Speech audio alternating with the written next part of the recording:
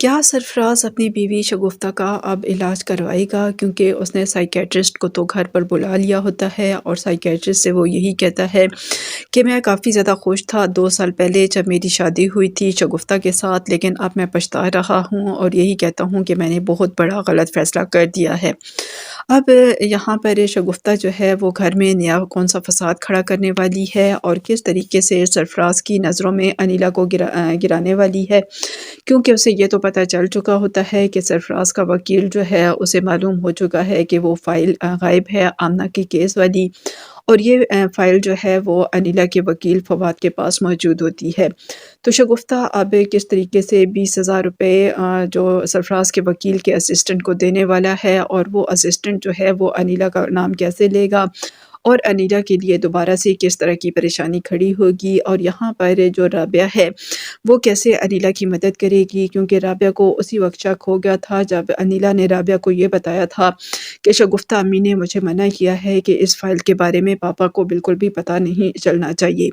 तो अब राबिया जो है वो दोबारा से कैसे आएगी अनीला के घर में और यहाँ पर सरफराज को सारी हकीकत कैसे बताएगी, और सरफराज को जब शगुफ्ता का असल चेहरा नज़र आएगा तो क्या वो अब शगुफ्ता का सिर्फ़ इलाज कराएगा या उसे अपनी ज़िंदगी से ही निकाल देगा।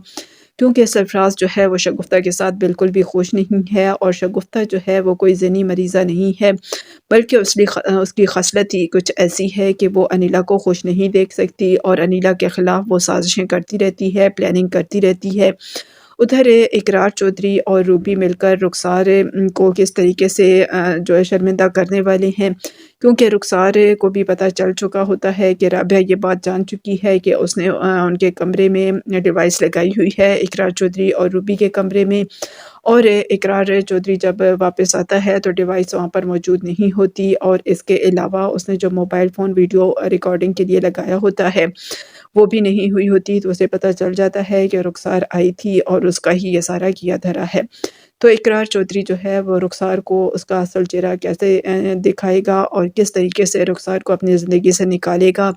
क्योंकि उसने तो उसका जो हक़ महर है वो भी अच्छी खासी बड़ी रकम लिख रखा होता है, और इसके अलावा जो तलाक देने का हक़ है वो भी सिर्फ़ और सिर्फ़ रुखसार के पास होता है। तो ये सब कुछ आपको ड्रामा सीरियल कैसा मेरा नसीब में देखने को मिलेगा।